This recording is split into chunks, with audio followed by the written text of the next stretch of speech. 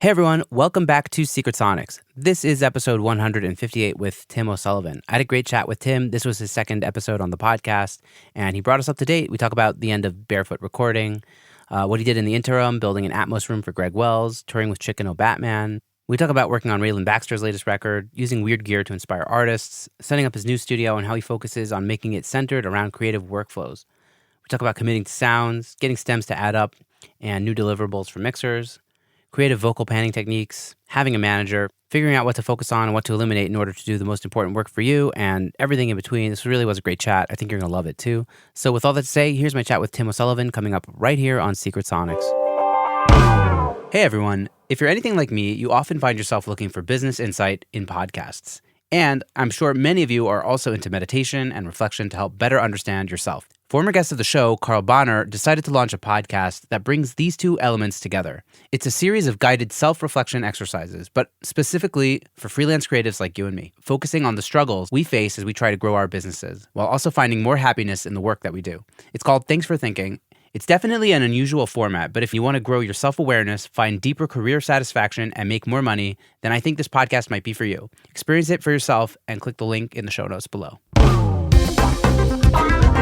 You're listening to Secret Sonics, a podcast exploring the creative side of music production. Join us weekly for honest conversations with real-world music producers and audio professionals.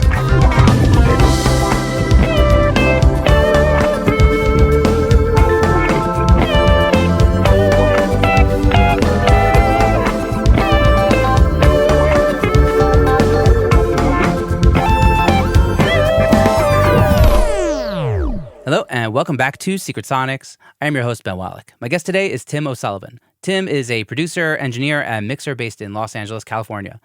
Tim has worked with artists such as Rayland Baxter, Grace Potter, Leonard Cohen, The Head and the Heart, Chicano Batman. I mean, the list just goes on, Liam Gallagher. And Tim is a repeat guest. He's been on the show before. I think his first episode was back in July of 2020, so it's been more than 2 years. That's crazy. It's been a whole pandemic. It's been a whole pandemic, yeah. Hopefully we're at the end of the pandemic. Who knows? But like literally. Yeah, like but we were just at the start of it. We were just at the start of it. We didn't know, like, we were talking also, I think we mentioned it in your podcast episode, that how you had interaction with the Tiger King as a youth in Arizona. Yeah. That was like that era of the pandemic, the very beginning. That just happened. So nuts. Now there's a whole second season. I have not seen the second season. Have you? I have, yeah. Was it good? Yeah, it was interesting. I mean, seeing how that, it was such a weird interaction with him. I just applied for a job that I saw on Craigslist. I'm like straight out of college, and just applying for any listing I could find, anything that like someone with a music degree could work on, and that wanted to be in studios or radio or something. And so he was like looking for a sound guy for a traveling show. I think it was when he was doing like the Magic and Pets tour at all these malls. And I remember like, Googling him at that time and seeing like Carol Baskin's website and stuff like that, and like all these weird allegations against the guy. And I was like, I am so desperate for a job. I literally just left school. Like, this seems too sketchy for me. Yeah. and just, emailed him saying that I had already found a position, which was a total lie. And I did do like a phone interview with him, and he was kind of creepy and like asking me all these questions about like my relationship status and stuff like that. And like, he was trying to justify it as like, if you're going to be on the road for all this time, is that going to be okay? Like, are you in a relationship? Do you have a wife, or do you have a girlfriend who's going to be upset about that? Because I want someone who's going to like stay in this job, which on the surface felt a little fishy at the time. But then when I saw, the first season of the Tiger King, it felt real creepy. Yeah. Reflecting back on that. But yeah, I ended up like, I found an old email from him and put it as like a screenshot on like my Hinge profile and stuff like that. And it was the greatest, like icebreaker, like, it's so awkward, like talking to someone, like dating online during a pandemic and like talking to a new person that you don't know anything about. That at least gave them something like interesting to like ask me questions about, and it wasn't just like it's like the public domain. It's like everybody has seen it or heard about it. It's like a amazing talking point. Yeah, it was much better than like, yeah, here's a picture of me hiking with my friends or whatever, or I caught a fish. Yeah, look at this console. Or another million pictures of an engineer in front of a console. Right, exactly. Well, either way, welcome back to the show. I'm glad to have you back. It's good to catch great up. to be here. I guess the obvious like first question is like, last time we spoke, you were manager of Barefoot Recording. Yeah. And Barefoot doesn't exist. You're in a new location. Like, tell me about that transition. What was it like for you? What happened? Yeah, I mean, with the pandemic and with the studio being closed and with what Eric Valentine was the owner of Barefoot Recording and what he and his wife, Grace Potter, wanted to do with their lives, it just made sense to sell the studio. And that was obviously hard for all the people that work there and all the people that were trying to, the people that were connected with that place. And, for me, it was really scary because I felt like in order to market the studio, in order to keep it booked, which was my job, I had really connected myself with it in a way that I've avoided in the past. When I've worked out of studios, I would I would share it with somebody. I would avoid, using a name for the studio. Would always just say, they'd ask, what's the studio called? I was like, just Tim O'Sullivan. I would always try and keep things connected to my name because studios are always, when you work in it, you move and you want to make, I've always made an effort to make it clear that the important thing is my ears and my skills and not what room we're in or what room I'm currently working out of. It took me longer than I'd care to admit to come to that realization. Yeah. It's a really important. Like for me, it's like, oh, it has to be the name. And for a while, I was like, oh, it has to be a studio name. It's like, no. Yeah, no, it's got to be connected to you, especially when you're starting. And when you're starting out, it's so exciting. Like, oh, I have my own studio and I get to name it and all this thing, stuff like that. And then you lose your first studio because of a landlord issue or something like that. And so that was always a thing that I had avoided and been really smart about, of just like my new studio is just, I haven't named it. It's just the studio that I'm really excited about. I hope to be here for a really long time. It's a really great spot. It has a lot of history. And of course, I'm going to talk about that and use that and let the artists be inspired by that are working here. But I still want to make it clear to people that like, I'm the person here helping you make your record. And that's what's important. And you should feel comfortable working with me wherever.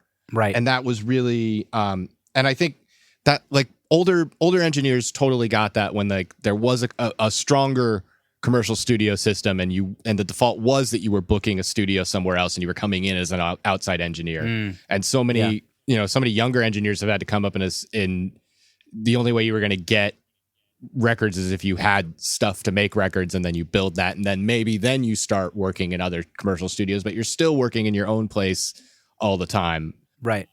And, people that came up in the traditional system, they understood that because they're just in whatever beautiful room happens to be available that week. And records would hop around between Sunset and Capitol and every, just based on availability. And you had to make that work. But anyways, when Barefoot closed, or when Eric announced the sale, it was really scary for me because I had let myself get into this position because my job was to keep Barefoot booked, I felt like I was so identified with that space and was really scared of like, really panicked about like, okay, I have to find something comparable. I have to find something similar to this situation. I have to like try and find another studio that I can manage and also work out of, and like need to transition to something like that or something that's like a bigger move, or else my projects are going to go away because I'm the Barefoot guy, and that's the only. And there was a little bit of like imposter syndrome and fear of like, this is the only reason that people are coming to me is because I'm this guy at this place. And I had to like, push past that and realize that like I did records before Barefoot. I'll do records after Barefoot. People were coming to Barefoot and working with me because they wanted to work with me. People were coming to Barefoot and working at Barefoot because they wanted to work at Barefoot. But if they were coming to Barefoot and working with me, it's because they wanted to work with me. And just having the confidence to realize that those people would still want to work with me. And then, figuring out what I was going to do next and figuring out what the next spot was a long journey. And I went and worked with Greg Wells for about 8 months building his new studio and worked on a bunch of Atmos studio builds. So Greg's new room is he has this new big, beautiful Atmos studio. And I oversaw that installation and worked on that full time for about 8 or 9 months. And then I helped out with Chris Lord-Alge's room, mostly doing like Wow. Dante setup and making a ton of Cat 6 cables and kind of overseeing like the, installation of like the renderer computer and things like that. And Art Kelm was taking the lead on the install. Did a bunch of Atmos rooms like that, and then toured with Chicano Batman, and then did like front of house. I was production manager. The Carlos, the guitarist, called me and asked if I wanted to go back out on the road with them, and it was like the right point in my life. I hadn't toured since 2013. Yeah, it was just the right point in my life where I was spot. Like, I had been stuck in the same place for a long time. I was like looking for a new studio. I was like, yeah, being out on the road doing something related would be great. But like, so in the meantime of like panicking about like, oh, I got to find this new place. I made all these new connections and these new clients, and then like I'd always been the guy who had a space and people were coming to me to work at that space. Transitioning out of that, like Barefoot closing and then needing to find a space and not wanting to like just jump into whatever I could find, and finding the right space it kind of forced me to in the meantime of that and the panic of figuring that out, I started being someone who was booked at places outside, and I did sessions at Henson. I did sessions at was finally being someone in LA that like, I was a staff guy at Capitol, and then I was the staff guy at Barefoot. Like my experience making records in LA was very much being connected to a place. And then all of a sudden I was out doing stuff at I was doing stuff at Chicano's studio, and like, which was great. And it gave me the time to like move into a spot, find the right spot and set it up. And I'm kind of like just now at the end of that journey of like, you shared photos recently on Instagram. Yeah, I had like a photographer come through and do that. Beautiful. And thank you. And I had a photographer come through and like and set that up. And I wired everything up myself. I've spent like 15 years like I've always wired and made studios and done installs and done that on the side for other people. And I had so much like leftover materials and leftover connectors and stuff like that. And like, I had to buy patch bays and panels and stuff like that. But when I moved into the space, I was like, oh, I have a studio. I have all the stuff. I just need to put it in this space. And it was, it was it's been really cool to do that for myself finally. Yeah, that's awesome. Yeah. Was it scary to kind of like, I don't know, what did you do with like clients that were reaching out to you, like artists are reaching out like, hey, I want to make a record. You're like, I don't have a studio yet. Like, what did you say? That's tough. Yeah. I mean, that was scary. So I was when the sale went through and this record, this first signal from this record just came out to like kind of, explain the timeline a little bit. So January of 2020, I was in Kentucky in old abandoned rubber band factory that someone had set up a studio working on this Rayland Baxter record and producing that with Rayland. And like, it was a big record for me. I had engineered his previous, we did an EP of Mac Miller covers called Good Morning that a lot of people really love. And that was a really cool thing. And then I think the label got some confidence in like the two of us doing something together. And so we got to go to the studio that his friends had set up that was, and his friends had kind of had very much unexpectedly passed away before they had like quite finished the studio. And so we got to go in there and like, it's this big, beautiful thing. And we started that record. And then, I left March 13th, 2020. And so I was there from January 2020 until March 13th, which was the day that the quarantine started in LA. So I literally was, we were still working on the record. And I was like, I got to go home before I can't. And so the record was kind of on pause, and we had just started back up on the record when Eric announced that he was looking to sell Barefoot. And I was in the studio with Rayland while that was happening, and I had to assure him, like, we're gonna finish this record. We're gonna figure out, we're gonna work elsewhere. And he ended up going back to Nashville and doing some vocals and things like that, and finishing touches on his own, just to make that work. And then I had other projects like that, and I booked spaces. I set up a mix rig at home and did a lot of mixing for a while, and then started booking out other studios. And I pretty quickly moved into a studio in October. I moved into a studio in October 2021 that I was splitting with a friend. I guess it was like August. Yeah. It's about a year ago. Yeah. Yeah. I moved in August of 2021. And I stayed around Barefoot until December of 2020. That was when I finally realized, like, I needed to move on. This was no longer going to be a good thing for me or anyone else if I stuck around.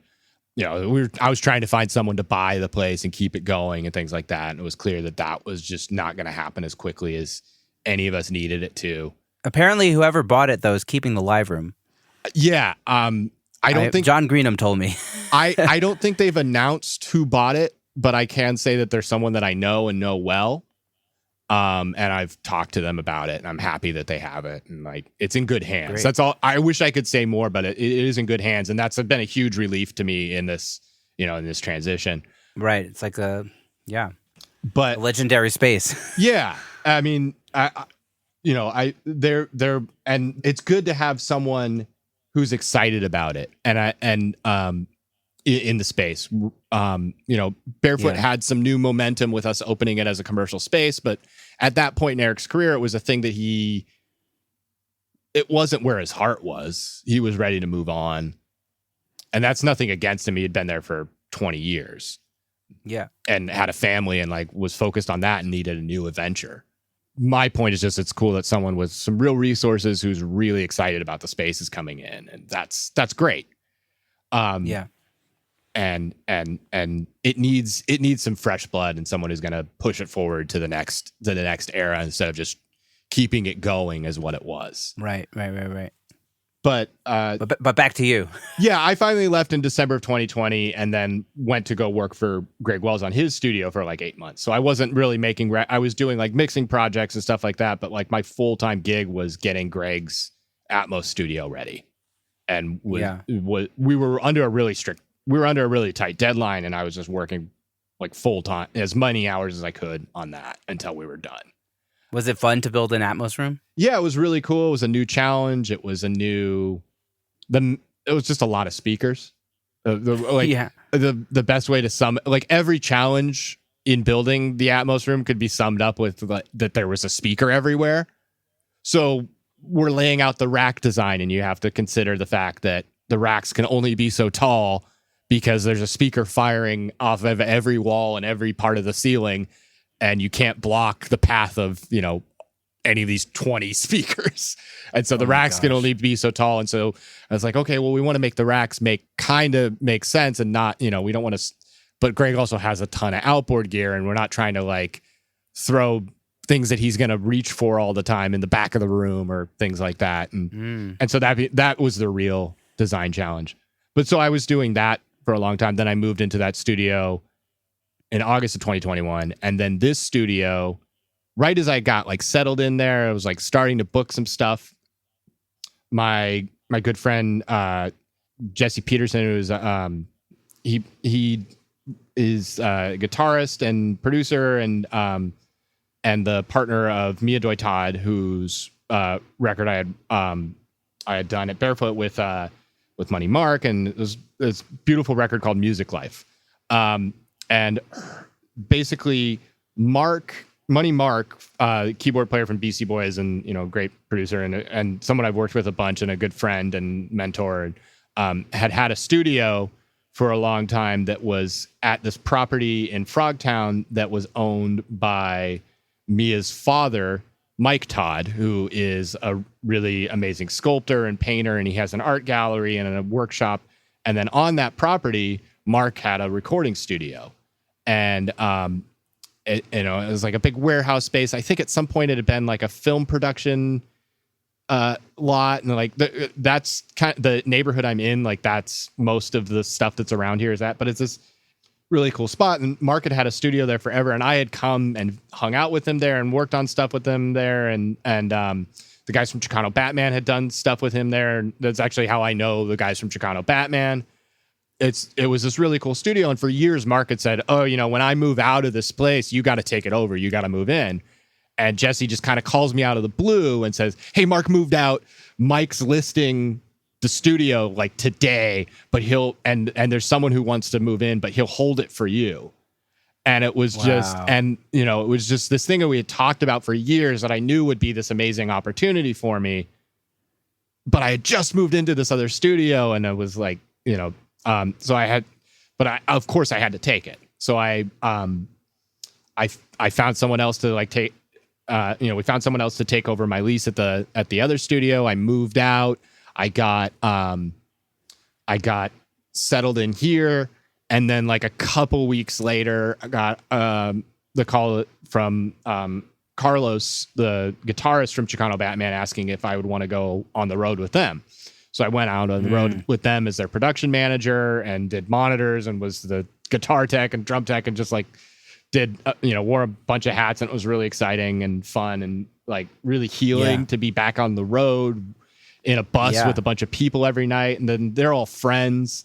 And like, I've worked on a bunch of stuff with Eduardo, the bass player on, at his studio, and I've gotten to work on more stuff with Chicano. I'd worked on their previous record. And, one of the first things that got canceled during that was in my orbit that got canceled during the pandemic was their performance at Coachella. The record we had worked on, had been held, the label was holding it until the Coachella announcement. And then they announced that they were going to play Coachella and that the record was going to come out. And then within a week, Coachella's canceled and they're still putting the record out, but then they couldn't tour to promote it. And so it was really healing and cool and nice to be like, and amazing to see, to finally get to go back out on the road and see them finally present those songs that I had seen take shape in the studio, out on the road every night and so I did that. I've been on the road with them they all have children, and like we did short runs, like 2 weeks, week here, and then like a week off, but for about a year, did that with them. And then in between that was doing, been engineering for this producer Andrew Wyatt. I worked on the Yeah Yeahs record with him. I worked on Liam Gallagher record with him. I worked on a couple other things with him that I can't talk about yet that are really cool.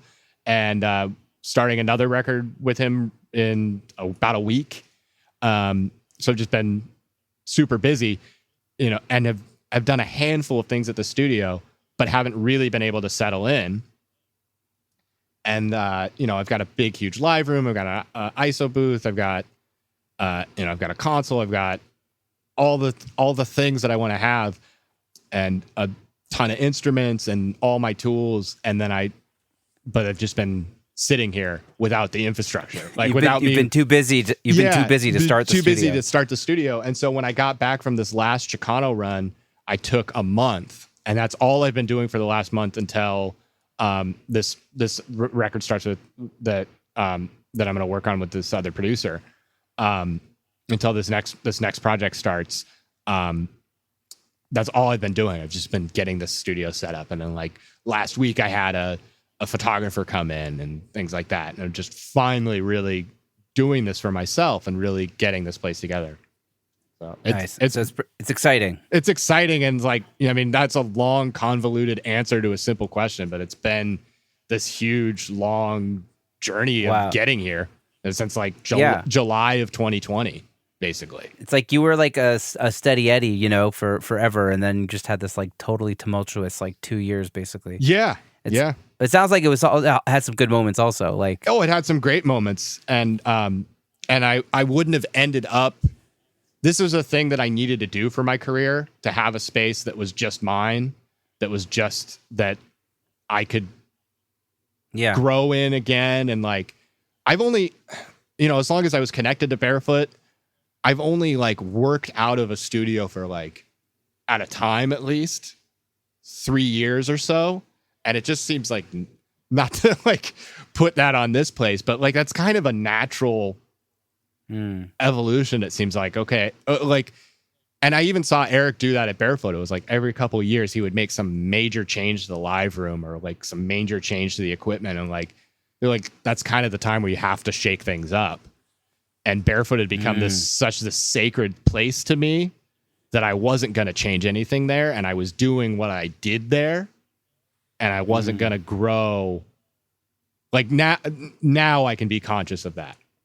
I wasn't going to so interesting. Grow or do things different. And this was like this big push out of the nest moment. And then I'm in this new space. And now I'm just really excited to like, I did a bunch of things here that were all things that I wish I had had at other studios, and just little, just little infrastructure things and little routing things that I wish had happened. And, being able to finally do that for myself. Yeah. It's funny how these transitions are like uncomfortable, but then they end up paying off. Like I moved my studio into here right before, like a few months before the pandemic, actually, because of like construction noises. And I was like so bummed about it. And, but then I was like, oh, this studio is actually way better. And like the acoustics were better. It translated better. And then it was like a pandemic. It's like, great. Now I have a studio in my home.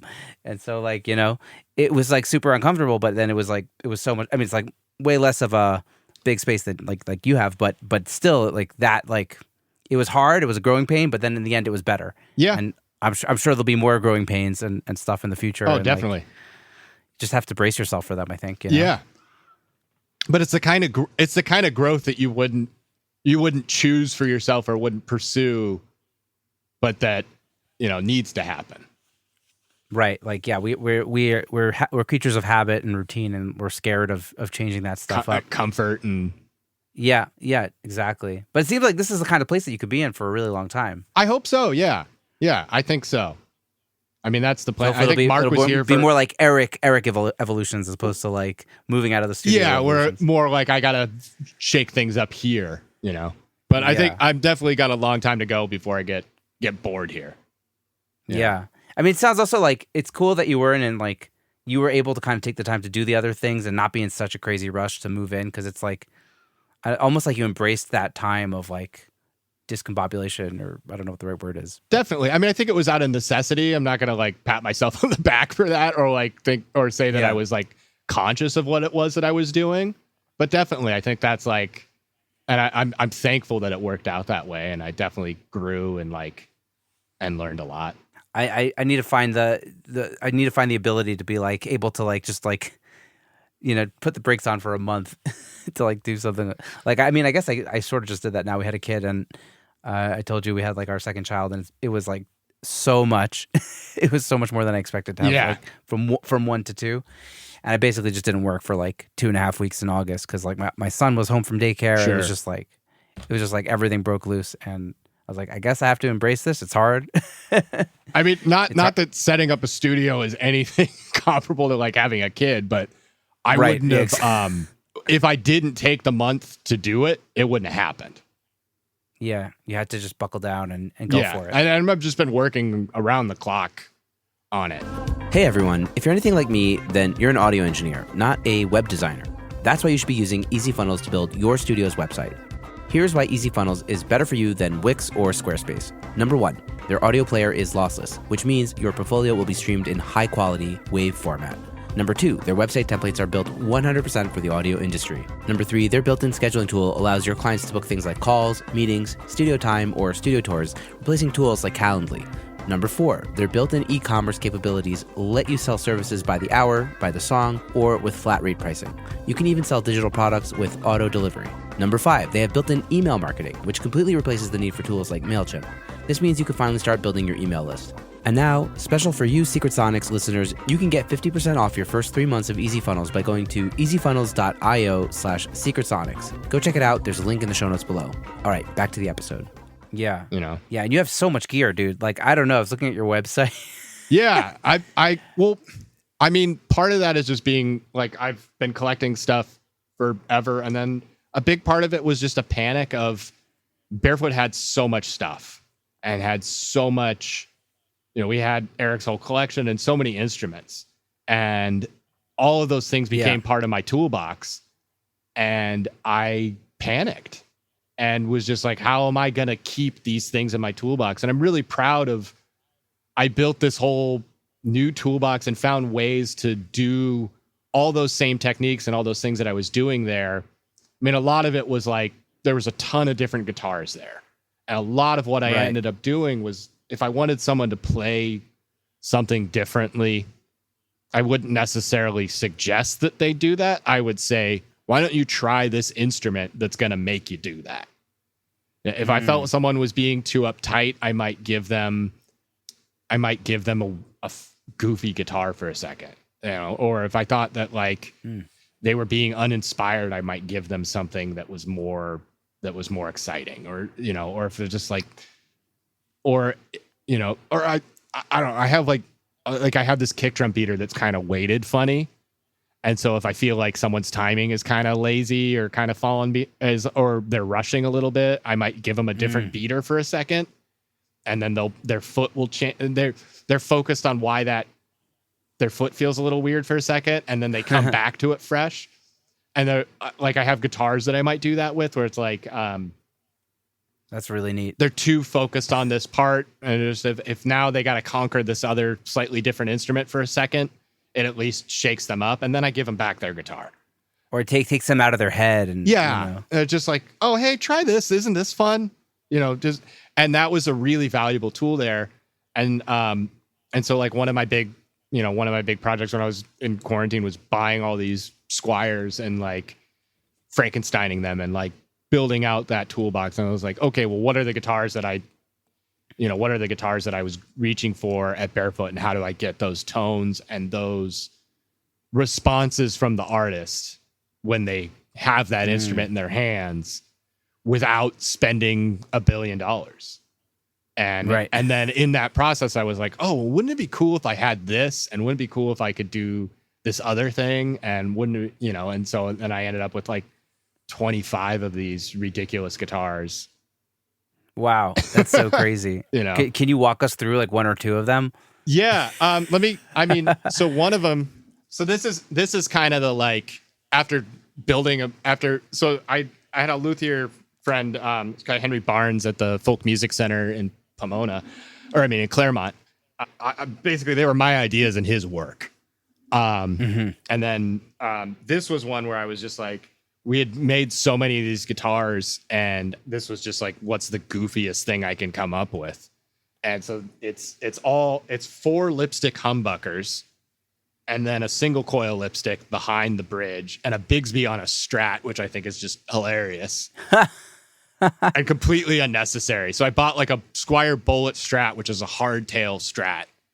And then, so there's no, trem route on the back. And then, and then put it's like a Telecaster. Yeah. And then I put a Bigsby on it just to be a dick. And then every pickup has its own volume knob.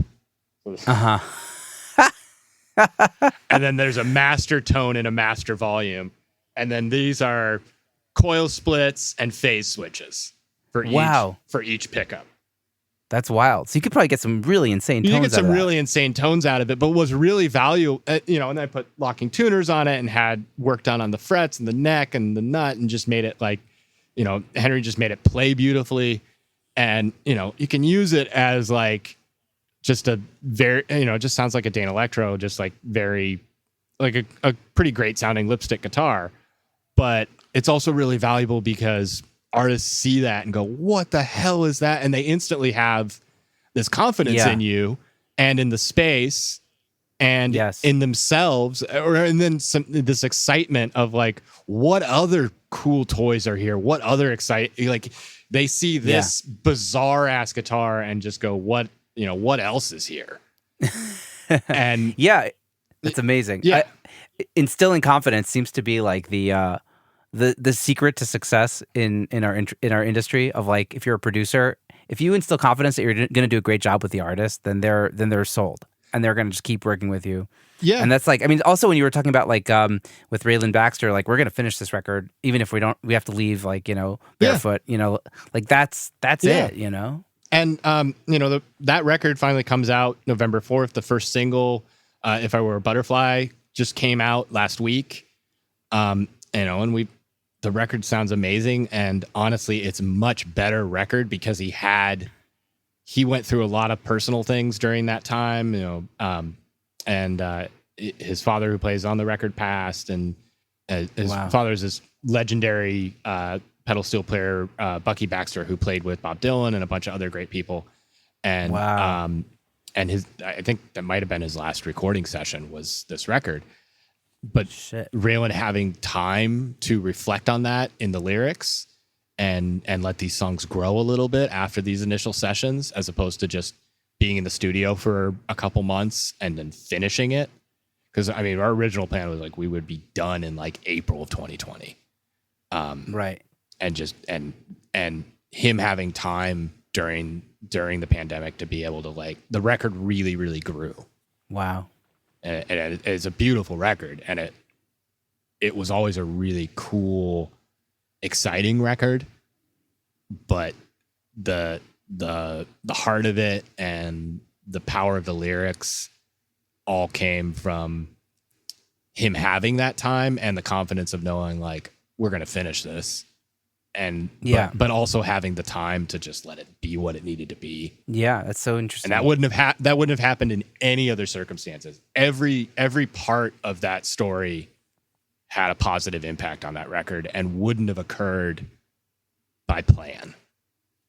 Yeah, like, I guess there's some silver linings to the pandemic. That's no doubt about it. Yeah, and I hope we see, you know, hopefully we'll see more art that came out I know other people had the same experience. Yeah, I think we're all like still in recovery. Like, I know so many people now are in, like, I mean, I'm in therapy now for like almost a year. Like, people are like finding themselves, and, you know, kind of like stop the rat race there for a second for a lot of people to kind of say, like, I mean, okay. For him, he got off the road. He wasn't right. Yeah. He had a long time to really breathe in this record and live in those lyrics and let the songs grow. I mean, they changed a lot during that time in really beautiful ways. And that's all credit to him and to the circumstances. Right. And you ended up finishing in LA together, or you said Nashville. He went to Nashville to do some vocals. He did. He went to Nashville to do some final vocals. We did stuff, you know. He was sending me things remotely. The final touches of it were him. Yeah. Wow. Yeah. Where do I go from there? Yeah. I guess back to lipstick guitars. Yeah.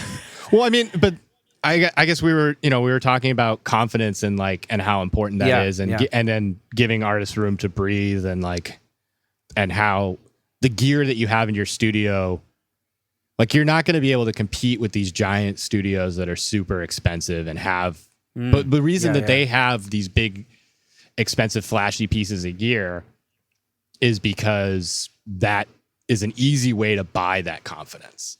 And like at Barefoot, like when we put together the equipment list and we're trying to convince people to come in to work at this place, that place had a lot of custom, exciting pieces of gear. Yeah. And we were able to bring people in on that. But I also had to highlight that we had all these conventional tools that were normal things that you would see other places and would fit into someone's toolbox, and, you know, and big expensive things that gave people confidence. I feel like also with Barefoot, like, you just give people confidence by like the history of records that were done there, right? Like, but that Queens of the Stone Age or whatever. Definitely. But that's why you highlight those things. Yeah. That's why you highlight those things. And that's why, like, on my website, I list all the goofy modifications done to these guitars and stuff like that, because the hope is that people see that and it builds excitement and it builds confidence, and they go, what is this place? Yeah. Also, it's so many different kinds of basses. Like, yeah. And I remember like really loving your bass tone, and like you have like this cool mid-range thing that you do. Yeah. On your bass tones. Yeah. And like, I know as a bass player that like the pickups you use matter like almost paramount. Like, yeah. That's like the number one thing for like bass tone is like, what pickup are you using? Yeah. And that's a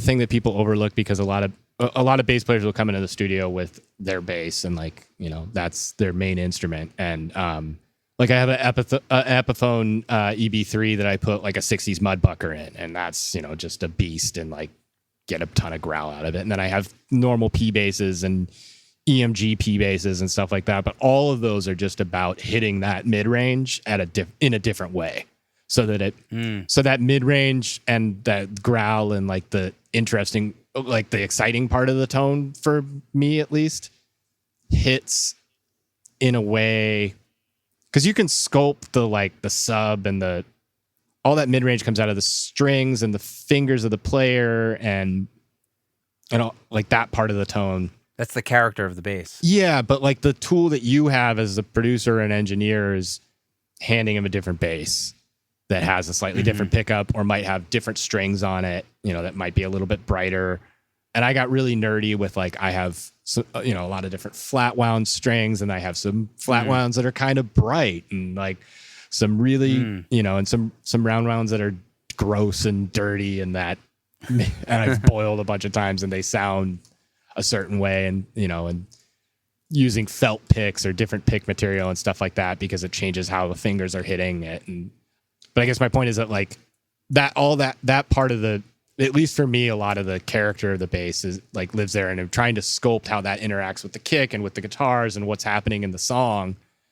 And that's the easiest way that I found to control it. Yeah, I love this idea of like just like switching things up with instruments, because I feel like switching up an instrument is like the easiest way to inspire people, and I feel like people forget about that in the studio. It's like, well, let's try a different mic, or let's try like, you know, different mic placement, or whatever it is. And those instruments have to be perfectly maintained. You can't hand someone something that's going to sound great, but is going to be harder to play than their normal instrument. And they're like, right. I was thinking you're probably spending a lot of money on setups, like just on setups. Yeah. I mean, all of these guitars got set up pretty recently, and like, you know, I can do basic setups myself and like keep them maintained, only because I had to do that for Chicano. Like, hadn't really done that before, and then I'm just out on the road with these guys, and there's no guitar tech, and like, you know, Bardo is breaking his guitar every night. Yeah. Yeah. It's a whole skill. It's an art form, really. Yeah. Like, you know, you could go to the same to two different people who like are, you know, doing a professional job, and like one of the instruments sings and the other one doesn't, you know. Yeah. And like that relationship is that I have with the luthier that I use is really, really valuable. Like, he's the only he did all the work on all the guitars at Barefoot while I was working there. Like, he's the only guy that I take guitars to, because he'll listen to my crazy ideas, and I know that the guitars always play great. Even though, like this Strat, it looks insane, but it's incredibly playable. Yeah, no, it looks awesome, actually. Yeah, it's pretty badass. And it's like, for the listeners who can't see it, it's like this. I don't know, was that candy red or something? It's Fiesta red, they call it. Fiesta red. It's like almost like a pink. It's like there's a lot of like pink and orange in it. It's, you know, it's like all these old Fender colors are all like car colors. Yeah. All like 50s car colors. And the name Fender, it makes you think about cars. Yeah, there you go. That's what they were going for. This is the 50s aesthetic, right? Yeah, I think you might be right. I think so. Or, you know, it's the guy's last name, but yeah. Oh, right. That's true. Leo Fender. That is true. Fair enough. Okay. I've completely shot myself in the foot there with that analogy. But it's true. It still sounds like a car. Yeah. I mean, I don't know enough about the history of Fender marketing to know, but I'd be surprised that they didn't take advantage of that connection. Yeah. What's with these last names, like Fender, Ball? Interesting last names. Yeah. What's going on over Seymour there? Duncan.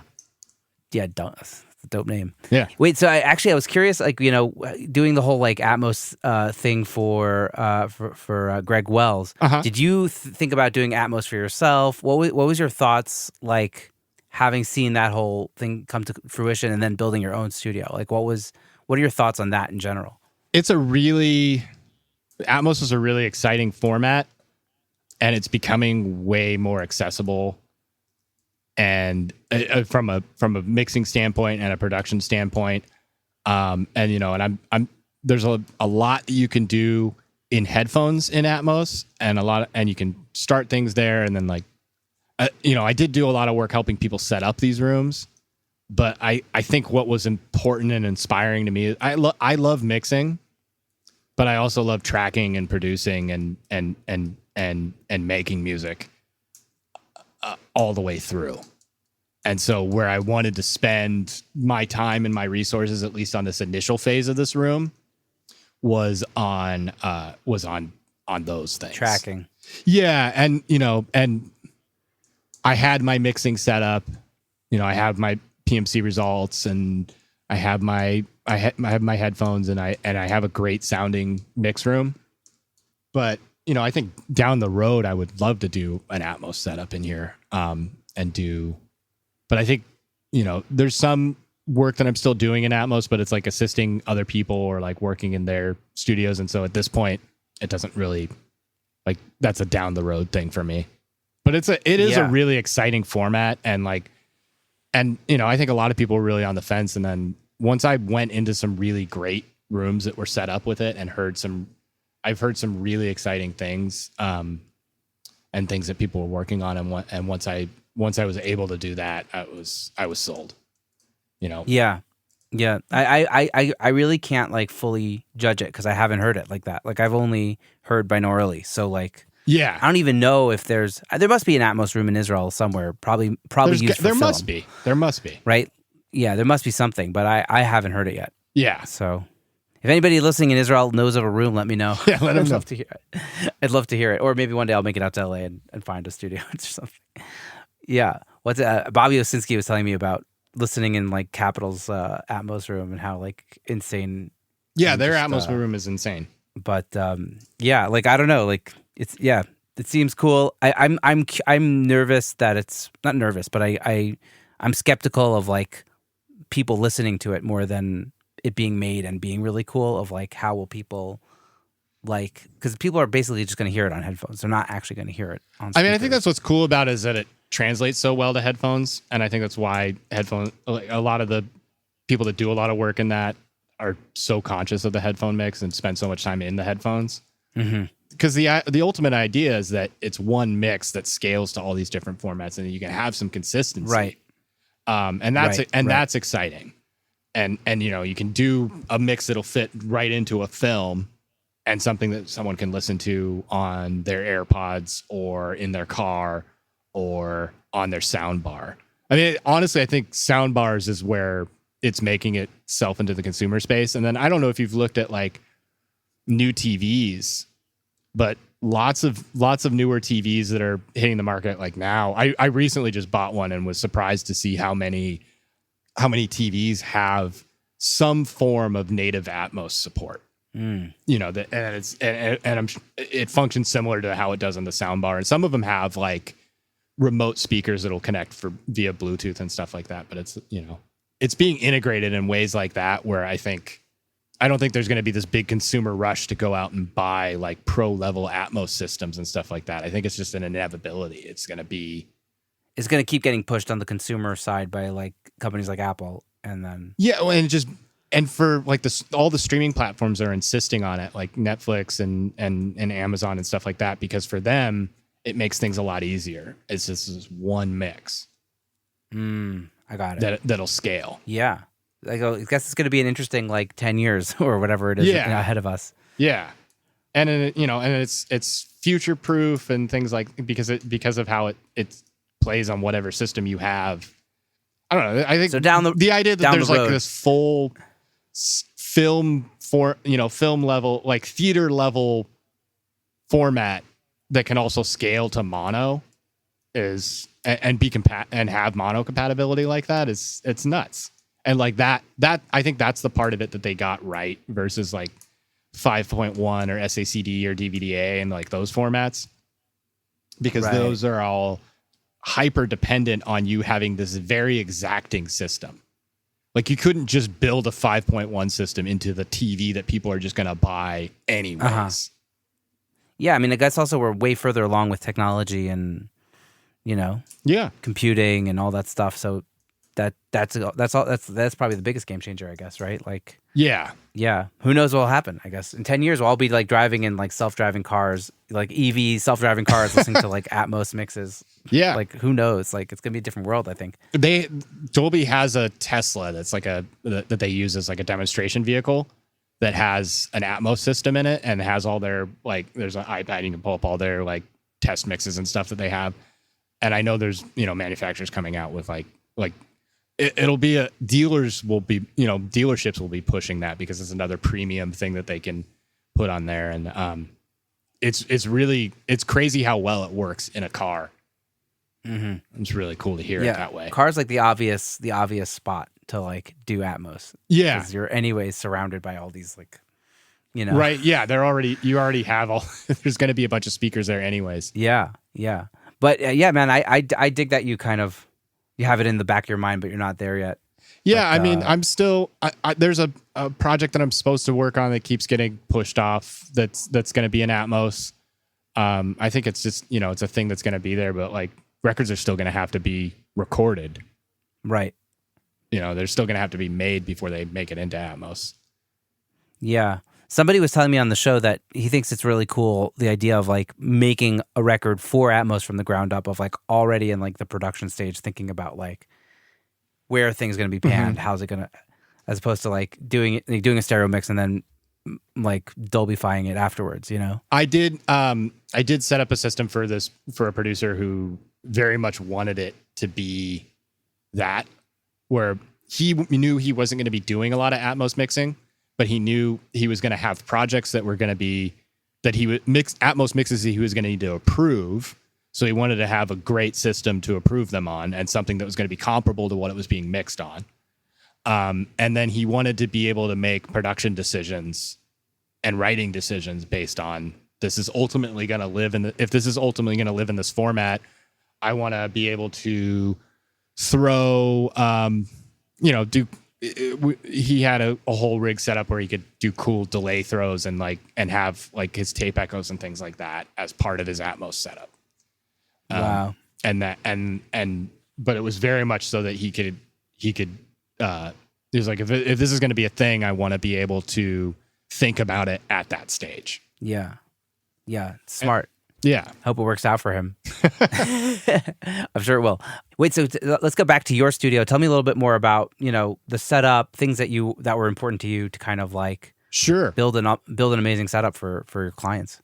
Yeah, so I wanted to have a big live room with tall ceilings that I could like have a big live sounding drum sound if I wanted to, have a small sounding drum sound if I wanted to, by miking it differently and keeping things close.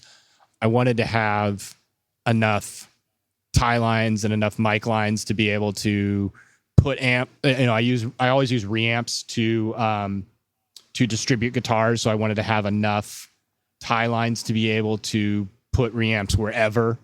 I wanted to have cue lines everywhere so that I could put cue boxes wherever anyone would want to work. And then, just to have ultimate flexibility on every wall, I put a cable pass through. I got threaded PVC pipe. It's like sewer drain. I'm not even sure what the part was. It's toilet. I got toilet parts. Put toilet parts in my walls, and I think it's like a inspection point for like a sewer line. You can see if if there's a diaper clogging it or something. But the end result is that there's a threaded PVC pipe on every wall with a little cap that you screw in, and there's rubber behind it to keep it from, to keep sound leaking through. And then I sealed it off with green glue and things like that.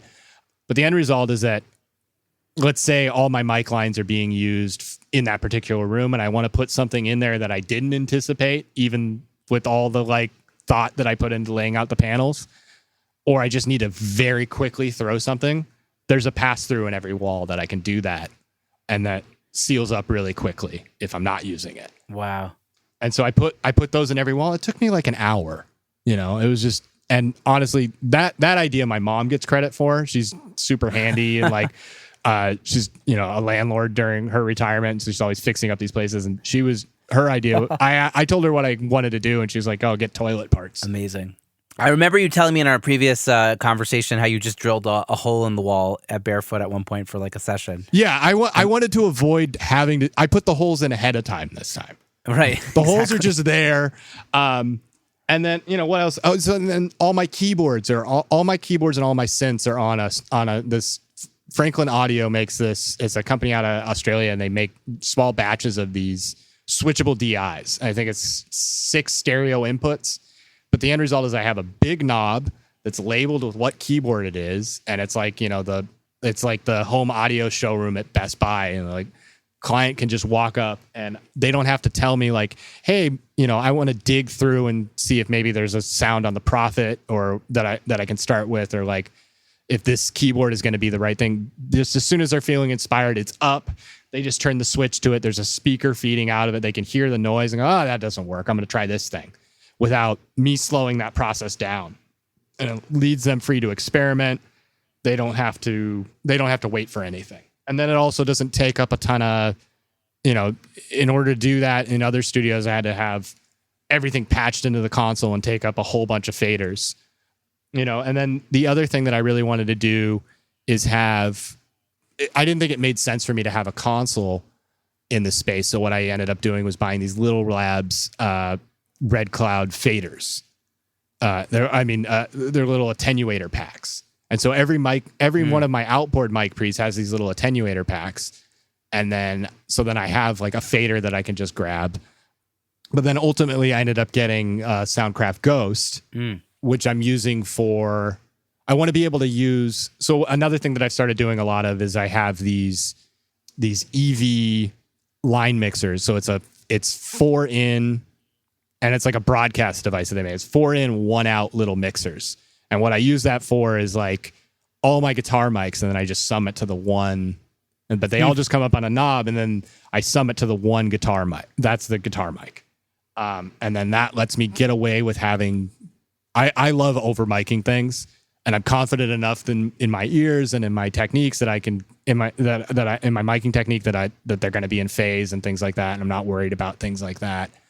But like my kick sound is a sub kick, a Beta 52, and a 47 FET, and then a lot of time, and then sometimes like one other interesting mic.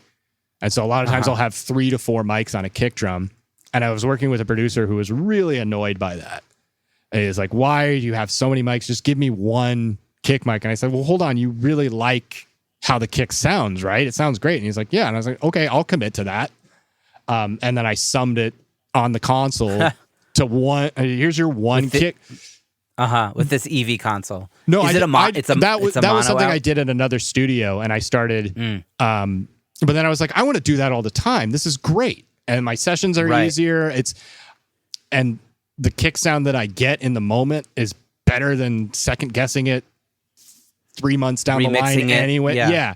I'm like, I'm gonna commit to that. And so I bought these EV line mixers so that I can have some of my guitar mics set up and do that, and then I have my bass set up and do that. I have 2 of them, and so that I can do that. And then I was like, well, this is really fun being able to do this. I just got to buy a console so that I can do a ton of this. And so I got a Soundcraft Ghost so that I can use. And what I really liked about that console is that A, it was inexpensive, and B, it sounds great. But all the group outs are on faders, and then there's aux sends, and I have all, I think it's 8 buses or something like that. Yeah. So there's 8 buses that I can sum further things to, and then have direct outs, and so my kick mics can show up on one fader, but then I'm not taking up a ton of inputs, and I can sum things up. And then that lets me kind of continue with the whole ultimate design philosophy of the studio, is that I want to have everything just like ready to go and set up, and then sculptable, like super flexible. I can make it fit whatever, but it's also ready.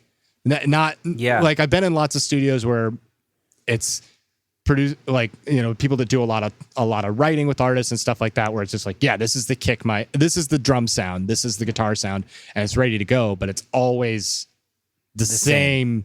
That's what my guitars sound like. That's what I wanted to have that, but with a ton of flexibility. Right.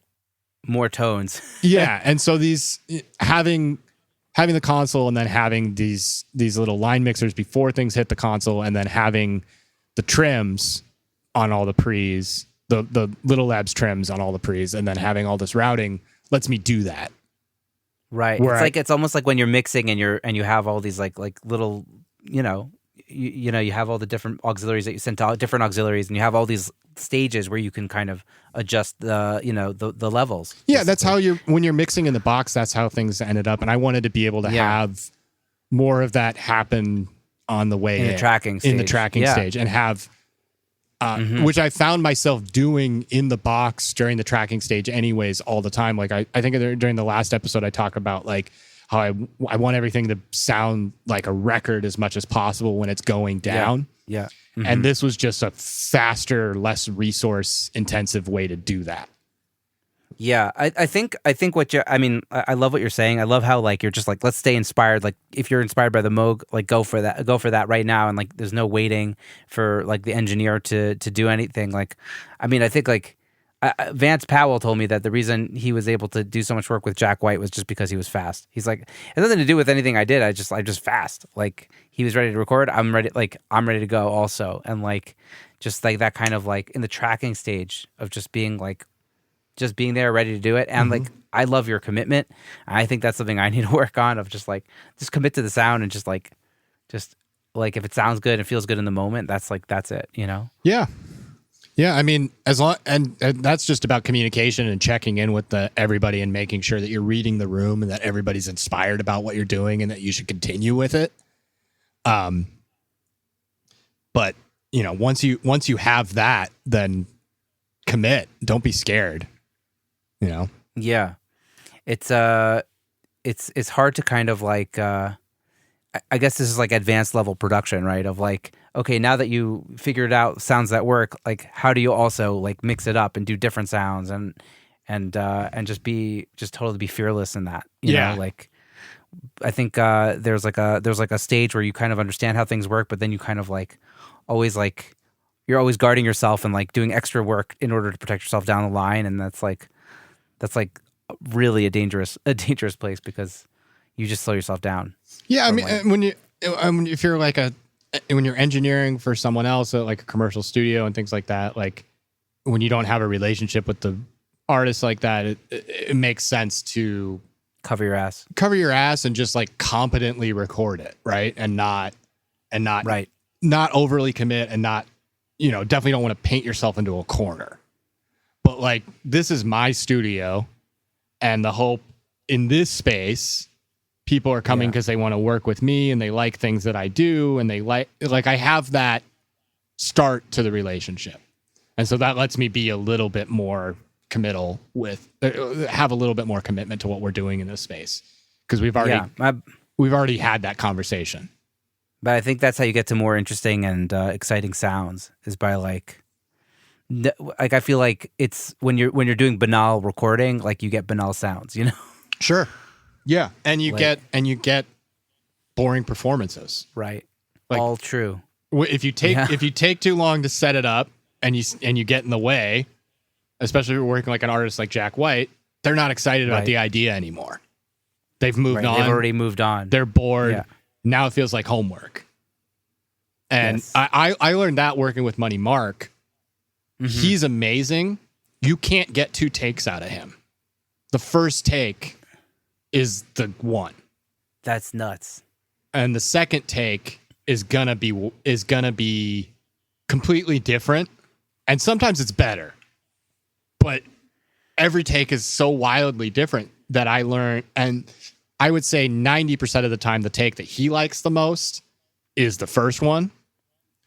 So I've done so many things with him where I was just like getting a sound, just getting it started up. Let's see what this thing sounds like. And that was the performance. And so I learned early on working with him that I had to like be prepared with something inspiring that was going to ultimately work from the get-go. And that I probably wasn't going to get another take out of him that was as exciting. Right. So you got to do your homework a little bit, but then just kind of brace yourself for impact. And just be ready to just be quick and ready to roll with it. And be engaged and living in the moment. This is like all like super good information for me to hear now, because I feel like I've gotten comfortable in this space and like a certain kind of workflow, and it's like that kind of bold recording choices and just like just not overthinking it, not playing it safe is, I think, something that I need to work on, and just be more fearless. And I think I'm happy for you for your new space. It sounds like the perfect environment for you. Yeah, and it sounds also very artist, like it's you're thinking about the artists while in that setup of just like, how can we keep the artists inspired while we're here? Yeah, and that's like also instilling confidence in the artists and making sure they're inspired is like those are big things. Yeah. And those are the things that keep people coming back and wanting to work with you again. Yeah. Those are the things that build emotional connections and that people they remember when they're like, where are we going to do the next thing? Yeah. Well, it seems to be working out for you. Yeah. I wish you much success in this next space. In terms of like technical things, like in terms of like mixing in your new space, are you mixing in the box, or are you still hybrid? Like, what does that look like for you? I mean, I'm entirely mixing in the box and have been for some time. And I was, even when I was at Barefoot, just because of the realities of how mixes need to be delivered these days. The stem requirements, the changes that people need, and the way that people need to work, and just kind of the need to revise mixes and recall things. And that's honestly part of why I started being so focused on getting things sounding cool going in, because I knew it was going to live in the box after that. So it's like, okay, here's where I hit this inspiring compressor. Here's where I use this piece of outboard gear that we have here, is in the tracking stage. And then I know that it's going to live in the box. So yeah, I'm entirely mixing in the box still, and it works really well for me. And it's what makes sense. Yeah. And are you like Dan Silberman, who introduced me to you? We got on about like stereo bus processing and the mixing stage, and he's quite heavy-handed. And there are some people who are not heavy-handed at all in stereo bus like processing. Where do you stand these days in terms of like your stereo bus processing? I learned when I was talking to and working with Greg Wells, just seeing like the stem requirements that he was having to do and seeing how he was mixing. I was super, super aggressive with what I was doing on the stereo bus, and I think so was he and a lot of people. But I learned from him how to, he sent me his mix template and just said, let's look through this and see how I'm printing these stems. And I learned to him how to kind of like not be so reliant on the mix bus and still be able to break things out in a way that made sense, and be able to hit things and do cool stuff, but have stems that'll actually meet the requirements, the delivery requirements, and add up to what your stereo mix actually sounds like. Not trying to chase that because you've so overprocessed your stereo bus. Yeah. And now your stems aren't going to add up to that. Yeah. And I found when I started applying those techniques and started thinking about it that way, that my mixes opened up. And I was able to get back to the point where I could make those exciting, punchy sounding mixes that felt like they had the stereo bus processing, but I ultimately had so much more control. Tell me about that. Like, what does that look like? That's really interesting. Like, also like what you said about like the stem like requirements now. Like I was talking to Josh Bonanno, who's a mixer out of Nashville, and he was telling me, and I never really thought about it this way, that like the format changes, with Atmos and all this stuff is like changing the way people mix because of, all the stem requirements, right? So it's like, yeah, I mean, well, like the majors are like auditing. It's so interesting. The major labels are like auditing people's stems. That's crazy. And refusing payment unless they add up. No shit. Yeah. Okay. Wow. That's wild. People take note. I had not heard this until now. This is news to me. Yeah, that's happening to a lot of big mixers, and I know that was why Greg Wells was like, I have to do this way. Wow. So what's his workaround? Like, what does he do differently? And like, I guess what have you like, I don't know, converted it for yourself? It's a lot. It's just a lot of boxes and a lot of I mean, what's smart about it is it got like I don't want to like give away all someone else's secrets, but you know, it's a lot of like pre-routing things and making sure that you're hearing the stems. Things are pre-routed in the stem, and like the alt versions and stuff like that you need to deliver, like vocal down, vocal up, all that stuff are like pre-routed in the mix template through a lot of complicated bussing. And then so if you set that all up ahead of time and you're like it's basically like you're approaching your mix knowing that you're going to have to deliver all these stems instead of it being an afterthought and a chore that you need to go back and try and recreate these stems. But if you're like, if your stems are part of your mix template and it's all adding up to the thing that you're hearing while you're mixing, and then it's doable. Right. So I guess you're just you're applying more compression on the individual stems and less on the output on the stereo bus. Yeah. Yeah. And then making sure that adds up to what you would want to hear on the stereo bus. Right. And that sounds tricky. It is. Yeah. You're not gluing. You're no longer gluing it. You're no longer gluing in the same way. Yeah. But once you like learn to do that, it like my mixes opened up. Are you applying like the same kind of stereo bus compression on every single one of those stems like you would? Like, let's say, I don't know, if you're using like an SSL compressor style thing. Not necessarily. Not necessarily. No. But I think a lot of it is just about, a lot of the difference is just about knowing that you're going to have to do that and hearing it that way from the start. And then if you're a good mixer, you'll make different choices. That will get you to that place. But it's just committing to this is where I'm going to have to get, and then learning how to do that. Mm-hmm. So then it's just about reps and trusting your ear and knowing what those mixes should sound like and what they will sound like. But that was the thing that made it make sense for me, was like looking at his template and knowing, okay, he's starting the mix with this all set up, knowing that this is the end goal, not going backwards and trying to make stems that add up to this stereo mix. Mm-hmm. It's starting there, and the stems are the processing and that makes it work. And I haven't talked to him about this, but I imagine in his Atmos mixes that help too. Yeah, I'm sure having that mindset. But I guess you could still have like EQing and stuff in the stereo bus, just not like anything that's adding saturation or compression. Yeah, you can still do. But you know, a lot of us were, I think, like myself included, I was mixing into limiters and mixing into, you know, saturation plugins and tape simulators and stuff like that, and learning to get that ahead of time helped me, and my mixes sound better. You know, once I got past that hump.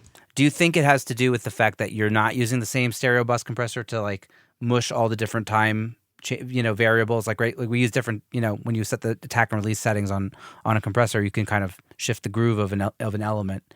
And so when you use like, I don't know, just slam an SSL compressor on it, you kind of mush it all together. Do you think that has to do with not having that happen is the improvement, or it's something different? I don't know. Yeah, I mean, I think it's just separating it out and not, I don't know, like any challenge like that. My mixes, when you put it steps you up. It steps you up and it gets different. And I think like my stereo bus processing had become a crutch for me. And I think, and because it was I know how I can get this sounding big and exciting, and my records are saturated and cool and glued and like heavy on that stuff. And I know how I can get that feeling really quick with some heavy-handed processing on the stereo bus. And I also know how to ride that line before it falls apart really quickly. But when I had to force myself to not do it that way, and I knew in my head what it sounded like, and I had to get there through the individual buses and through my drum stem and through my guitars and make sure that all those things were adding up to that themselves, the end result was better. Yeah. If that I makes love sense. that, man. I'm having so many thoughts percolate about my own approach and things that I, I mean, those things that's what I envy about Yeah. you doing this podcast is you get that experience, every episode. I hope. Yeah, it's true. No, absolutely. I mean, talking with people in the business has been like the best part about this. Like it's getting to meet people and getting to like learn from them is crazy, and just ask whatever I want to ask. Which is nuts. So I don't have to do mix with the masters because I just ask whatever I want to ask. It's much cheaper, but it's much cheaper, but a lot more time consuming to make your own podcast. So choose your, pick your poison. Yeah. But that's really interesting. I've had like a hunch for a while that like I am leaning on my stereo bus like a crutch, like you kind of mentioned, and maybe it's time for me to kind of like rebuild the pieces. Yeah. And that was what it was, is rebuilding the pieces, is making sure that I knew that what that end result was. Right. And if you have a good enough ear, you can fucking bang your head against the wall until it sounds like the thing in your head. And I mean, that's how we all learn to mix. You know what it's supposed to sound like, and you just put the work into making sure that it sounds like that. It makes a lot of sense. It's just putting in the work and doing it and figuring it out again. Yeah. And in terms of like mastering, like what's your relationship with mastering engineers, and what are you leaving still for them? Like, in the world of let's say Atmos, but even the big mixes are still going to stereo. Like, what does that look like for you? Yeah, I mean, well, there are people that are doing Atmos mastering, and I think that's basically it's like stem mastering. But most of the records I've worked on, I use this anytime I have control over this and can sway things that way. I work with this really great mastering engineer, Isefchek, who is Magic Death Eye, and he was a tech at Capitol when I was starting there as a runner. I've known him for a long time, and he when I was first starting to do like indie records and stuff like that, he would cut me a deal, and and so I have a really long-standing relationship with him. He knows my mixes really well. He's also comfortable enough with me to he's the only mastering engineer I've ever worked with that's like asked me a question about a lyric or the intent of a song or anything like that, which implies to me that he's actually he's listening on not just a technical level, like he's engaged and he's enjoying the music and and that's really reassuring to me. And then he's also the only mastering engineer that has ever said, he knows my mixes well enough, and he's reached back and said, "This isn't your best." Wow. You can, and I was like, man, the client loves it. I think I'm done. Like, the client loves it. And he's like, yeah, you can do better. And I did, so that relationship is super valuable to me because he doesn't sugarcoat things. And sometimes, that's not what I want to hear at that stage, but he doesn't sugarcoat things about that. I know that I can trust him to be this final check on things and give me real honest feedback, and also to tell me, hey, I'm not, this mix sounds great, but I'm running up against this issue with the low end. Could you make this tweak? He's willing to work with me and have the back and forth of or just send me a kick drum stem real quick so I can have a little bit of separate processing for that, or whatever. He'll ask for whatever he needs from me to get the song to where we both know it needs to go. And that's super valuable. And he'll also tell me when I'm leaning on that stereo bus crutch too hard, Yeah, he can hear that. He can hear that, and he can be like, I know what you're going for here. Back off a little bit and give me more to work with. And I think part of that too is that he's comfortable enough with me that he can say that to me and know that I'm gonna that there'll be. And there's been times where he said that to me, something like that to me. I've sent him what he needed, and I said that doesn't work for me. And I really attached to what we did. I really think what we were doing before was it's always a conversation. Yeah. And that's really valuable. And I've never had that relationship with another mastering engineer. It's usually like, hey, can we get a revision? Not like he just goes above and beyond. Yeah, I think that relationship with the mastering engineer is so important for mixing engineers, because I feel like, Yeah. If you're just like, I don't know, I recently did a record or did a couple songs with clients that they had their own mastering engineer, and even though the guy was totally reputable, like it just wasn't the guy that I usually work with, right? So it just there was just that added element of like, hey, that's not what we were going for, and I'm not used to communicating with you, and it's just like, Yeah, you don't have that relationship. Yeah, the relationship is everything. I mean, like the people that I know that are really skilled mixers that spend all their time that spend 24/7 mixing and like really live in that world have multiple mastering engineers that they have those relationships with, and they know that this person's strengths and this person's approach will make sense for this production or for this song. And A&R executives have that too. They can hear that and go, this is who should master this. This record should be mastered by this person. We'll get this result from them. I mean, that's why A&R executives build relationships with certain with certain mixers and certain, okay, this is what this is. This person will give. This is the right person. Yeah, people build their teams. Yeah, and that's super valuable. Yeah, it's a relationship business. Like that also is like one of the big takeaways I've gotten from like doing this podcast. Like it's all about being a good person, good hang, and and like forming those relationships and working with the same people over and over again. Because if you're just like searching for new people every time you're doing a record. I mean, it's the same reason I have like relationships with session musicians and stuff like that. Is like I know the person to call to play this sort of thing. Yeah, this song needs this sort of thing. I'm going to call this person. It's the same sort of thing. And for most of the records that I do, Ian is that person. Yeah, amazing. Well, Tim, I think it's time to head over to the sauce segment. We've been talking about this artist, Rayland Baxter, and so you sent me a track called "If I Were a Butterfly," which is his first single off this new record, which is coming out soon. Let's have a listen to that for about 90 seconds, and we'll chat about it. Sound cool? Cool.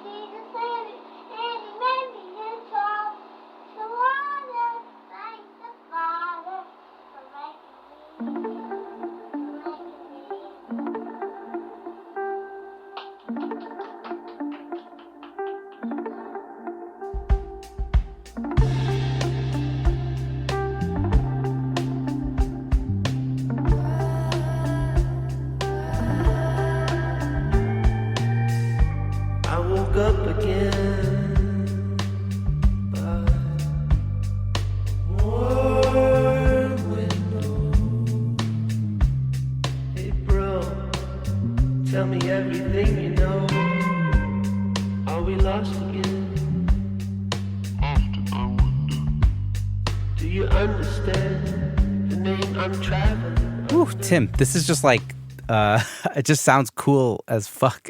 Thank you. I love the bass, drums, the vocal sound is totally out there. It's all of it's cool, and like it's like a toddler's singing at the beginning. I don't even know.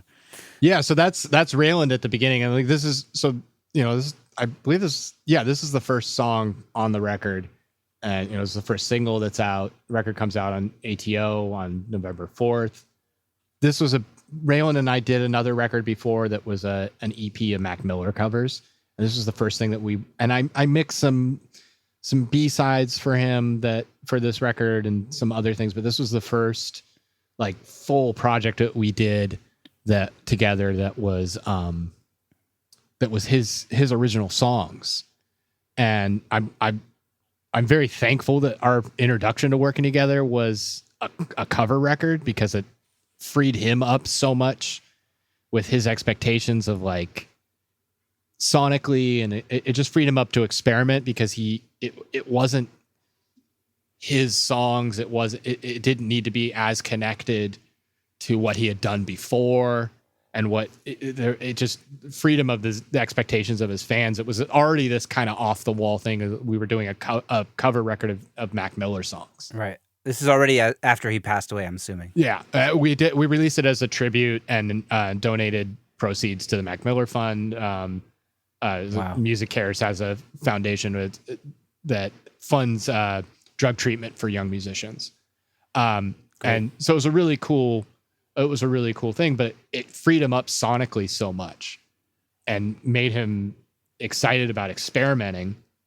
And then we recorded this record at, at this the majority of the work was done at this Rubber Band Factory studio that I spoke about earlier that his friends had started. And, it was a really inspiring place for him because the experimentation that they had done, as opposed to like going into a big stuffy commercial studio, he's at his friend's place and he has all these memories of like experimentation that they did there, and like just walked in the door with that feeling. And we were there for a couple months and, just figuring the songs out with the band, and like a lot of things came through Rayland just showing them songs and then building them together and building them off of live performances. And so most of these songs were recorded, at least the foundation of it was recorded live with a bass player, a drummer, a keyboard player, and then Rayland also, and a guitarist, and then Rayland also playing guitar and singing. And sometimes another keyboard player or like a percussionist, but and then just overdubbing.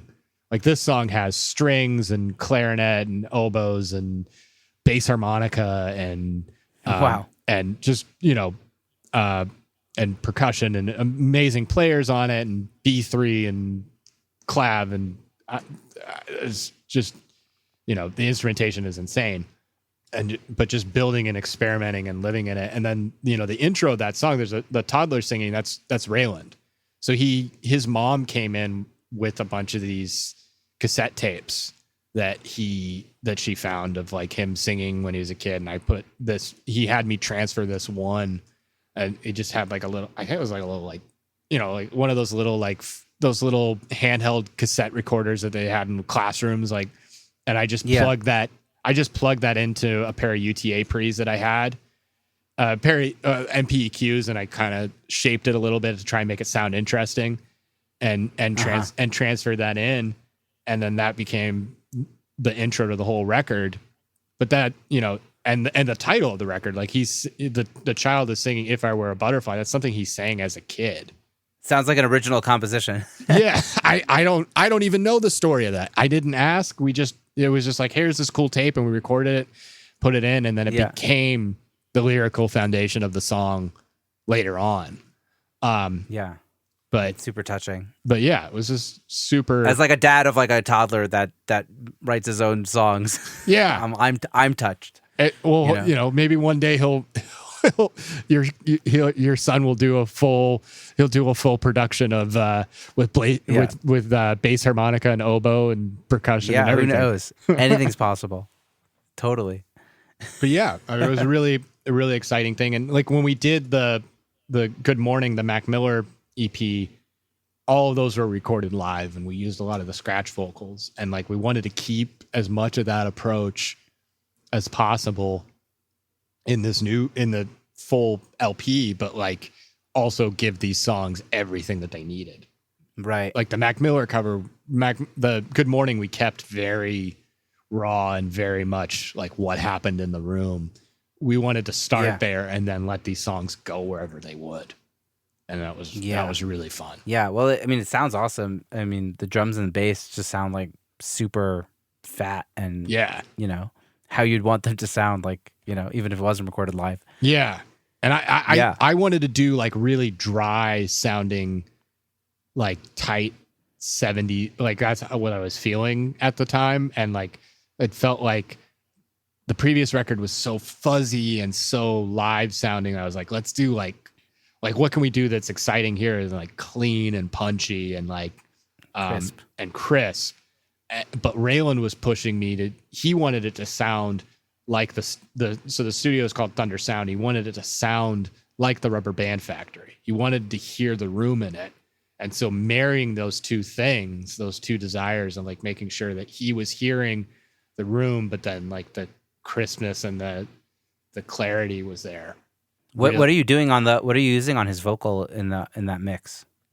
Oh man, the vocals were tracked so many different times, so many different places, and some of them are vocals that I tracked, some of them are vocals that he tracked himself by himself, some of them are vocals he tracked at other studios.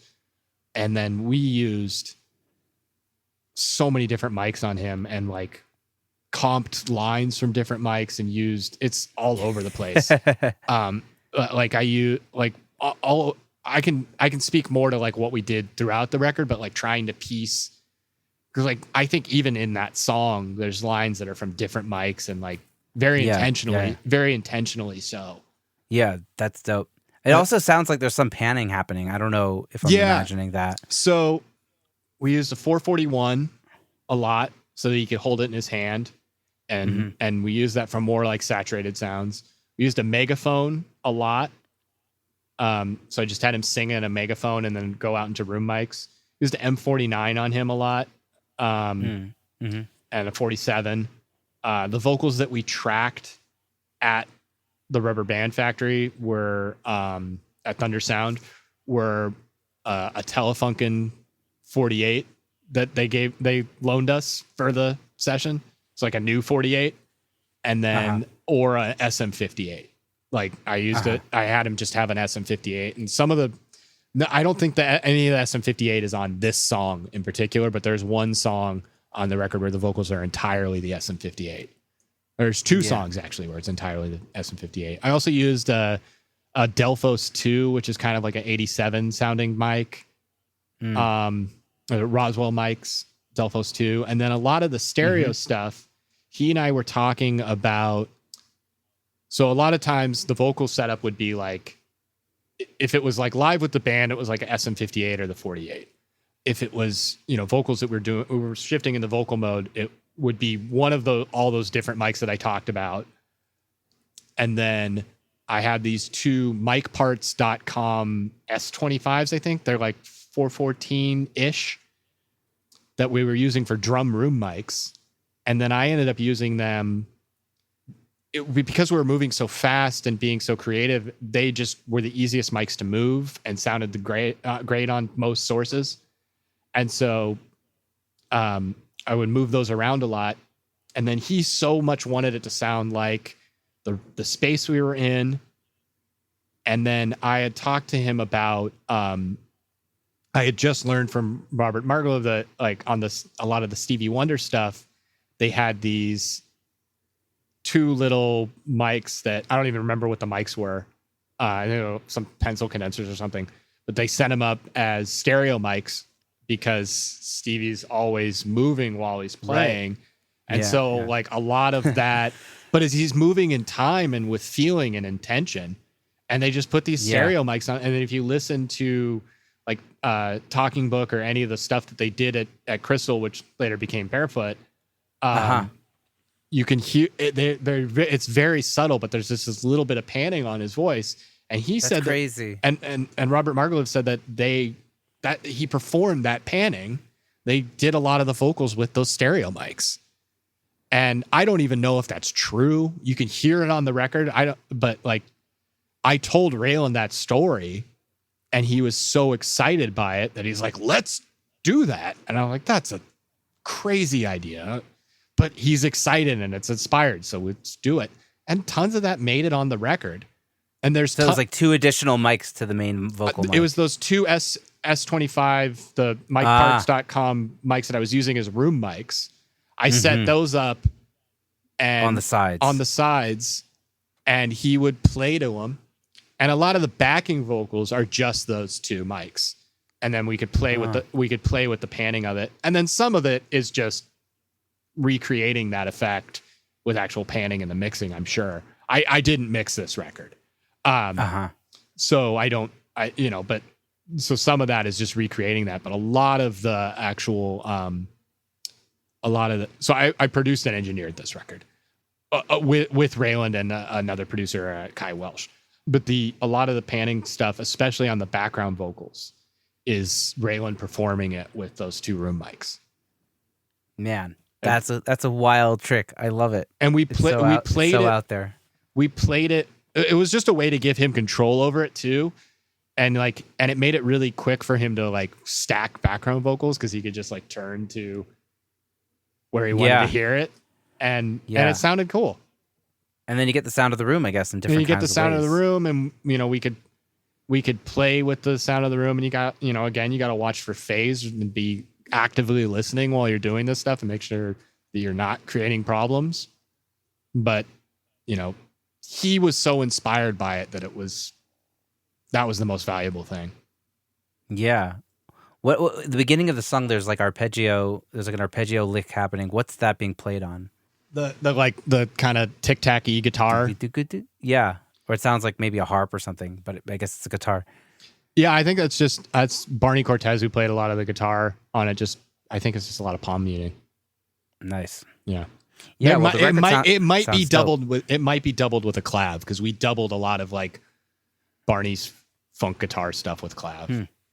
Yeah. Well, dude, it sounds awesome, and congrats. Thank you. Can't wait for the record to come out. We'll have a full listen. Nice.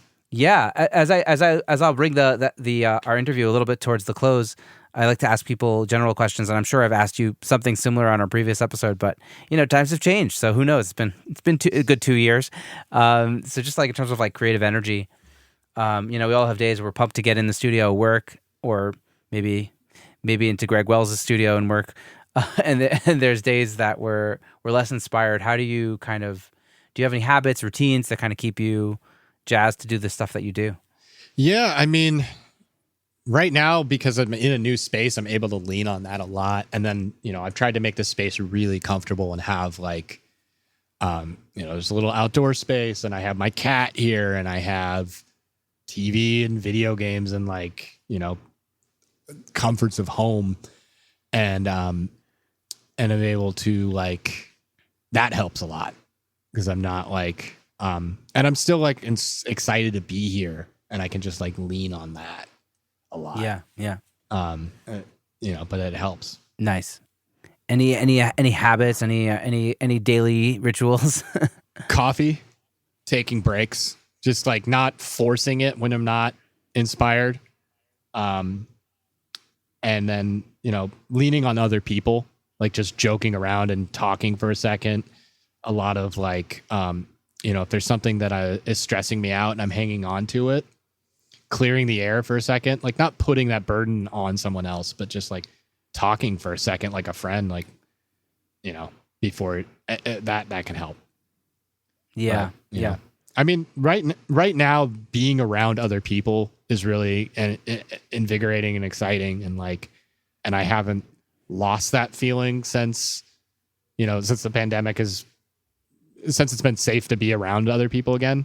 That's one thing I've been able to hold on to. And that's really helpful. Nice. Yeah. I feel like so often we're letting the artists kind of therapize on us and talk their stuff, but it's like it's also cool to do the inverse, If you can do it in a way that's not distracting clearing it before we're going to dig in can help me a lot. I was just like, oh man, stressful, and then it's gone, and I can focus. Yeah. And maybe I won't have that conversation with like the primary artist, but if I can go chill out with the drummer for a second, have a cup of coffee, or exactly. like, you know what I mean? Yes. Or talk to my assistant for a second, or call a friend beforehand, and then just that can help me put into that headspace of like, because I mean that is a big part of our job, is like inhabiting someone else's emotions for a while and being really hyper present for what someone else is feeling. And that can be hard when you're going through something yourself. So I guess that was kind of my point, is like doing the work to like let go for a second before you jump in. Yeah, I love that. And somebody who's been, as I mentioned, in therapy for a year, it's totally, these things are so important. You got to Mhm. let go of the things. Yep. You gotta, and as soon as you say something out loud, you know, you feel better. Yeah, for me personally, and that is also a thing that I've worked on in therapy too, is like learning to vocalize those things in a way that lets it go, and lets you release and doesn't make it someone else's problem. Like I just need to put this out in the universe so I can let it go. But there's a difference. Yeah. There's a difference between that and complaining to someone and dragging them down. Totally. Yeah, absolutely. A big difference. Yeah.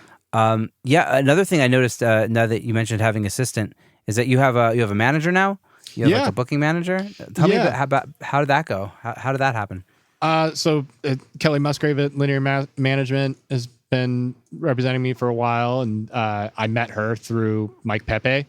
Oh yeah, and she was negotiating against me as the studio manager when we were figuring out Mike's lease when he was first moving in, and I was like, she's good.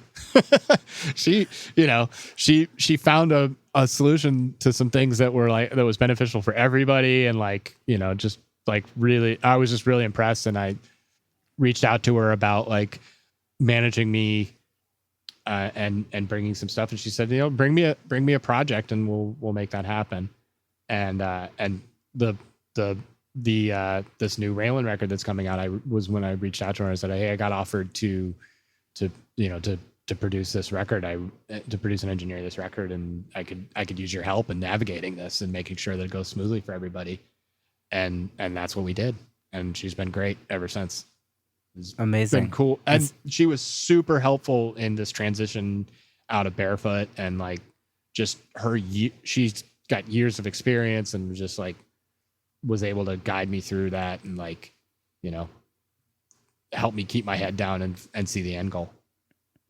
That's awesome. Yeah, I feel like so many people go at everything by themselves, and we can't do everything by ourselves. We need to bring in other people. No, it's yeah. I guess management comes with like experience, and you have enough clients to kind of be able to do that. But still, like you need other people in your life to kind of help you navigate these things. Yeah, she's smarter. She's smarter than me, and she's better at negotiating, and then has relationships with everybody, and like that's all invaluable, and it lets me focus on the music and the creative process with the artist and not have to have some of those conversations with them that take away from that. It's just like, we know it's handled. We know it's handled in a way that everybody's happy about. Yeah, that's great. Yeah. So, I guess I just have one last question for you before we wrap this interview. And it's the same question I already asked you once, and I ask everybody on the show, but I think I'm sort of rebranding it as just kind of advice for people coming up, as opposed to like, based on your experience and how your journey in this industry, I'm sure there were things that you did that you regret doing, or there are things that you think you did right. What would be like, based on that, the advice you'd give to somebody kind of getting started in this music industry? I think the thing that I did right was also the thing that I did wrong at a certain point.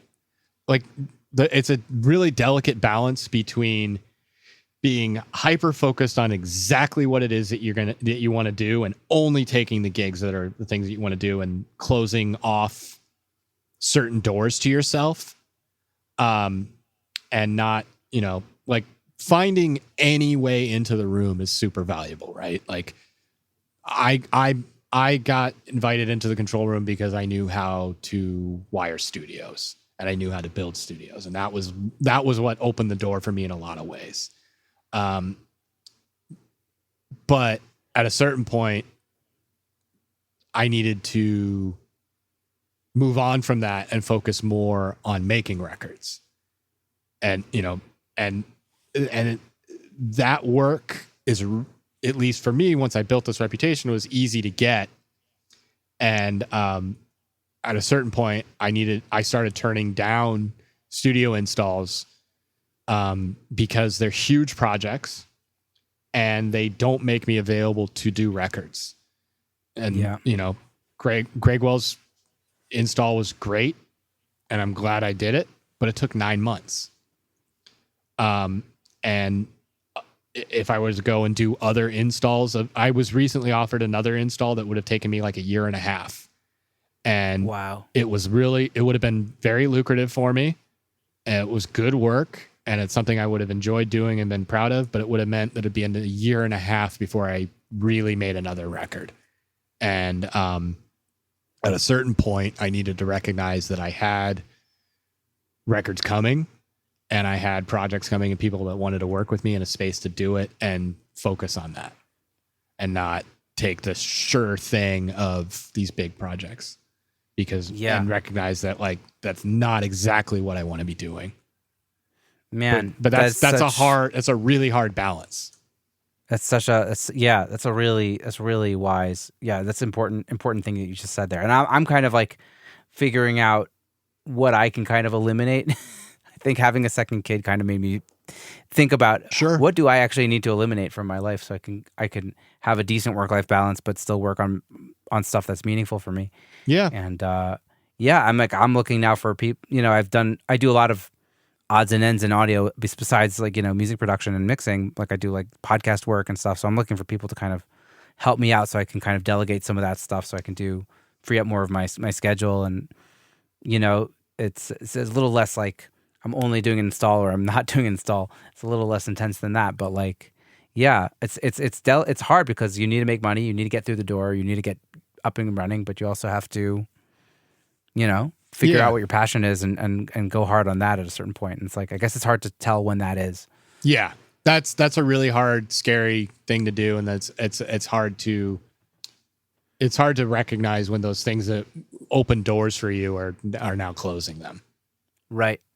Yeah. There's like a period for everything. And you have to kind of, it's like there are things that in my 20s I would definitely do. And in my 30s, I don't know if I will do anymore. You know what I mean? Mm-hmm. And like, and it would be good advice for like, 25-year-old Ben to do that or 25-year-old Tim to do that, So yeah, I guess you've figured it out slowly but surely. Slowly but surely. I wish I'd figured it out earlier, but I'm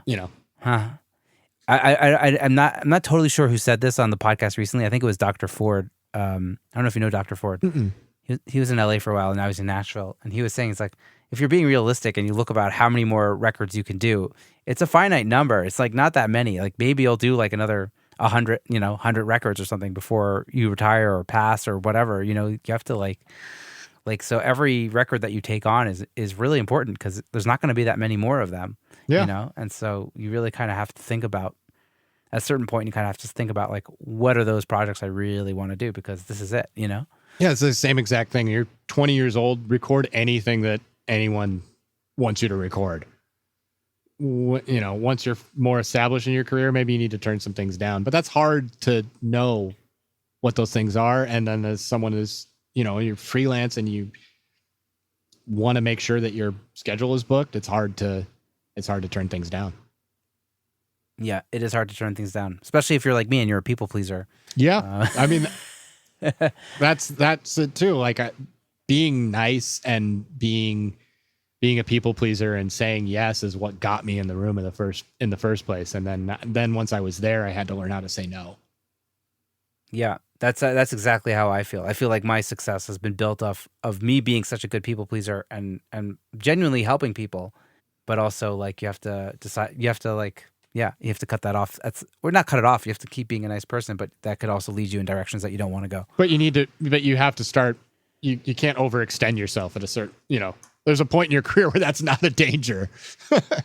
Yes. And you just need to take every opportunity that you can. And then there's a point where you need to do a really great job at the things that are gonna benefit you and the people that you're doing them for.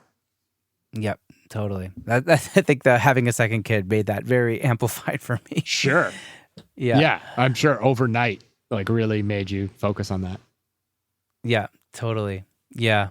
For me, it was moving out of the studio because a year of steady, lucrative work sounded great when things were so uncertain. But the real thing that was going to benefit me long term was setting up a new studio and rebuilding. Yeah.